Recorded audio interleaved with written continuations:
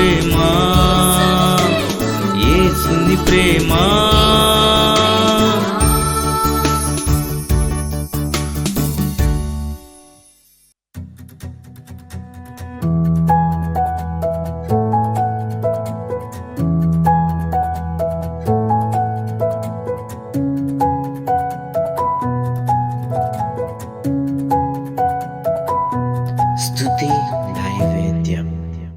సమూయేలు గ్రంథంలో మొదటి గ్రంథము 9వ అధ్యాయం 21వ వచనంలో సౌలు అంటాడు చూడండి, అందుకు సౌలు, నేను బెన్యామీనీయుడును కానా, నా గోత్రము ఇశ్రాయేలు గోత్రములలో స్వల్పమైనది కాదా, నా ఇంటి వారు బెన్యామీను గోత్రపు ఇంటి వారందరిలో అల్పులు కారా. ప్రార్థన చేసుకుందాం. మహాపరిశుద్ధుడు అయిన మా తండ్రి, నీ నామానికి మహిమను ఘనతను ఆరోపిస్తున్నాను నాయన. మరొకసారి నీ ప్రియమైన స్వరాన్ని వినటానికి ప్రజలందరూ ఆయుధపడుచుండగా నీ దాసుల్లో మీరుండి మీరే మాట్లాడమని, నా నోటికి మాటలు అందించమని, నాలుకను వశపరచుకోమని, పుటుము వేయబడిన నీ బంగారు మాటలు వచిస్తుండగా నీ పరిశుద్ధాత్మతో నన్ను నింపమని, ఈ వాక్యము చూస్తున్న ప్రజలందరికీ ఆశీర్వాదకరంగా ఉండుటకు, వారి కుటుంబ జీవితాల్లో, వారి వ్యక్తిగత జీవితాల్లో దీవెన పొందుటకు ఈ వాక్యం ద్వారా ప్రతి ఒక్క బిడ్డను సమృద్ధితో నింపమని యేసు నామమున ప్రార్థన చేయుచున్నాం తండ్రి, ఆమేన్. చూడండి, సౌలు ఎంతో వినయము, విధేయత అన్నీ ఉన్నాయి ఆయనలో. సౌలు చాలా మంచోడు, ముందు చాలా అందగాడు, అలాగే సౌందర్యం ఉంది అతనికి, అలాగే బలం ఉంది, చాలా ఎత్తరైన మనుషుడు. అవన్నిటినీ కాదు కానీ సౌలులో ఉండే వినయము, విధేయతను కూడా దేవుడు చూశాడు. అందుకనే ఇశ్రాయేలీయులకి రాజు కావాలని ఆ ప్రజలందరూ కోరుకున్నప్పుడు మొట్టమొదట రాజుగా ఈ సౌలుని ఏర్పాటు చేసినప్పుడు ఈ సౌలు అంటున్నాడు, ఏమంటున్నాడో తెలుసా, నేను బెన్యామీను గోత్రంలోంచి వచ్చిన వాడినే. అసలు బెన్యామీను గోత్రంలోనే మా కుటుంబం ఇంకా స్వల్పమైనది అని వినయముతో సమూయేలుతో ఈ మాటలు చెప్తున్నాడు అతడు. నిజంగానే దేవుడు బెన్యామీను ఆనాడు కార్చిన కన్నీటిని జ్ఞాపకం ఉంచుకొని ఒకానొక సమయంలో అతని వంశాన్ని ఆశీర్వదించడానికి దేవుడు సౌలుని ఏర్పాటు చేసుకున్నాడు. హల్లెలూయా. నిజంగానే ఎప్పుడైనా ఎవరైనా కష్టంలో ఉండి, బాధలో ఉండి, ఎవరూ లేరనుకొని మనం ఏడిస్తే ఆ ఏడుపుకి, ఆ కన్నీటికి ఒక రోజున మంచి ఫలితం ఉంటుంది.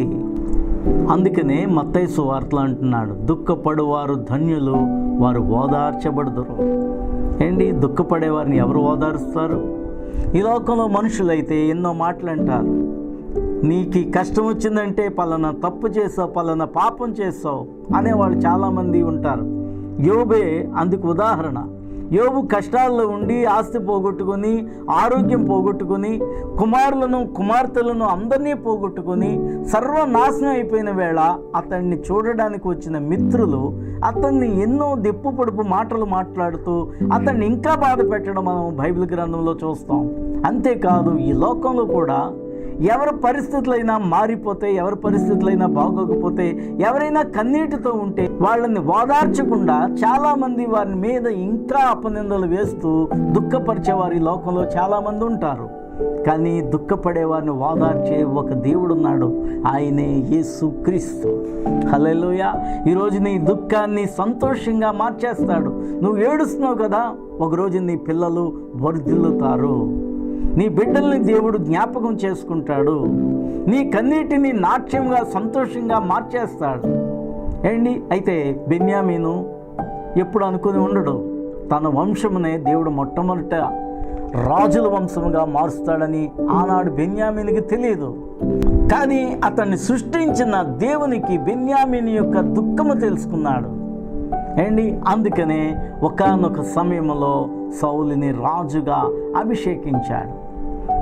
సౌలు చాలా గొప్పవాడు, మంచివాడు, వినయం, విధేయత అతనికి ఉన్నాయి. అతడు ధనవంతుని కుమారుడే, కానీ వినయము, విధేయత అన్నీ ఉన్నాయి అతనిలో. అందుకనే అతన్ని దేవుడు ఏర్పాటు చేశాడు. అయితే దేవుడు మనకిచ్చిన వాగ్దానమును, మనకిచ్చిన అవకాశమును, మనకిచ్చిన యోగ్యతను, మనకిచ్చిన సమస్తమును కాపాడుకోవటంలోనే మన తెలివితేటలు ఉన్నాయి. కానీ సౌలు ముందు చాలా మంచివాడుగా ఉన్నాడు, దేవుడు చెప్పినట్లుగా వినేవాడు. కానీ ఒకానొక సమయంలో దేవుని మాటను అతడు వినలేదు. దేవుడు ఒక రోజున సమూయేలుని సౌలు దగ్గరికి పంపించి సమూయేలు ద్వారా మాట్లాడతాడు. సమూయేలు గ్రంథం మొదటి గ్రంథం 15వ అధ్యాయంలో, ఒకానొక దినమున సమూయేలు సౌలును పిలిచి, యెహోవా ఇశ్రాయేలులకు తన జనుల మీద నిన్ను రాజుగా అభిషేకించుటకై నన్ను పంపెను. సమూయేలు ద్వారా, యెహోవా మాట వినుము, సైన్యములకు అధిపతియగు యెహోవా సెలవిచ్చినదేమనగా, అమాలేకీయులు ఇశ్రాయేలులకు చేసినది నాకు జ్ఞాపకమే. వారు ఐగుప్తులో నుండి రాగానే అమాలేకీయులు వారికి విరోధులై మార్గమందు వారి మీదకు వచ్చిరు కదా.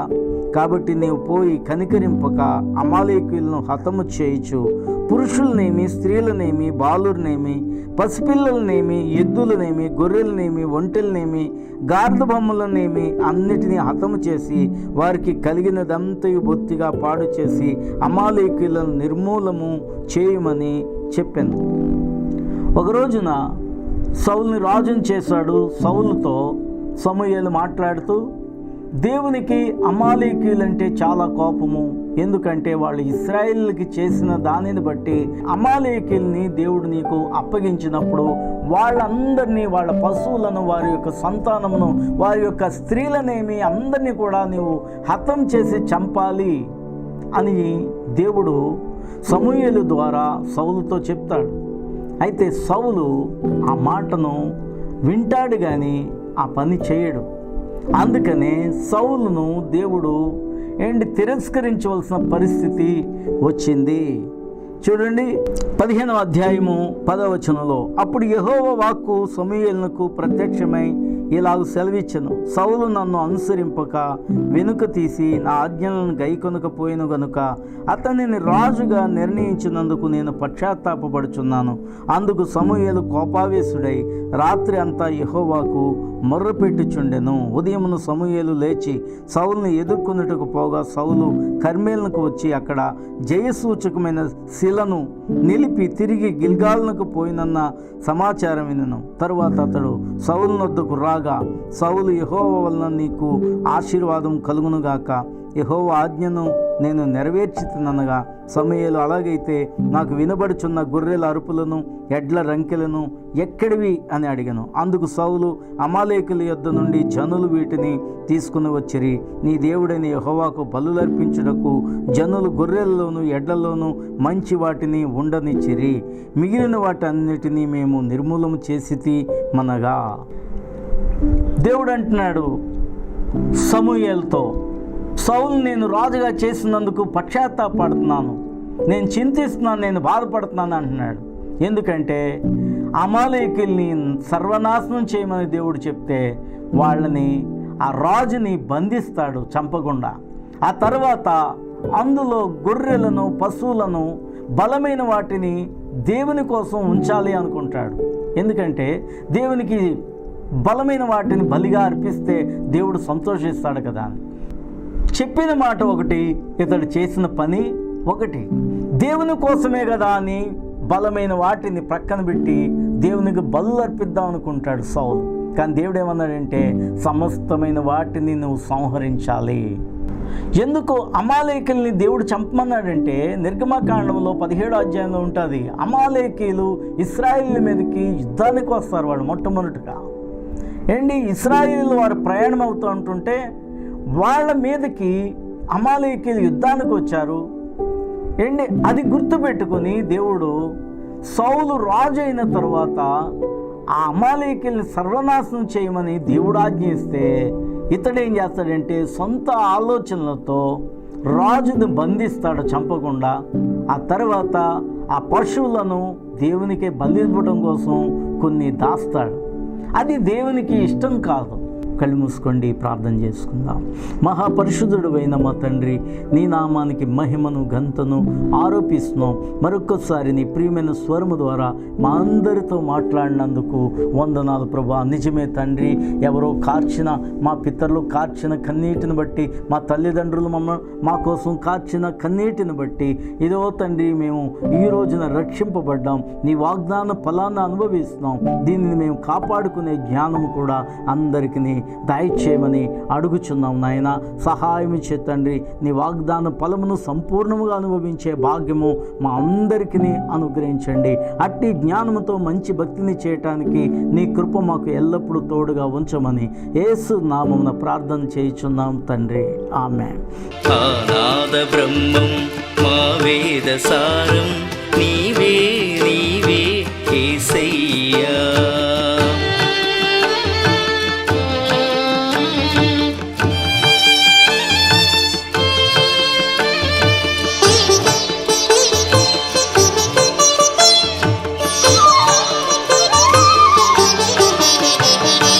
దరిచేరలేని తేజస్సులో ఆది అంతము లేని దైవంబుగా, దరిచేరలేని తేజస్సులో